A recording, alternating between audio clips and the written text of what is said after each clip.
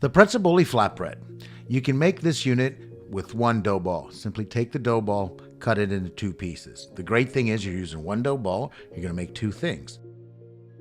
Now, once you've divided it, the shape doesn't really matter. You can stretch it into any form that you want. Of course, we want to call this the Artisan Pretzel flatbread. Here's a quick technique where you just stretch it out with your fingers.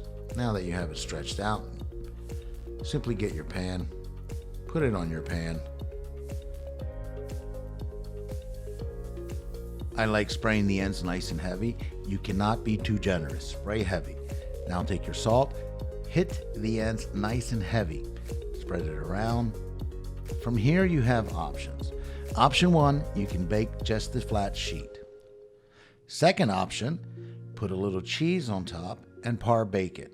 The advantage of having the items par baked, you're basically making your own frozen flatbread.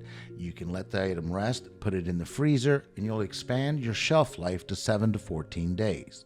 Once you let the item thaw back out, you simply top it off with whatever topping you prefer, and you can put it back in the oven, warm it up to where the cheese is melted, and now the item's ready to go. The other option, of course, you can have your flat sheet ready to go. Simply put the cheese, brown or salt, topping, put it in the oven, let it bake approximately 5 to 6 minutes. When it comes out, simply just hit it with some butter and the item is ready to go. Either way, if you have it par baked, always put the butter on before it goes to the customer.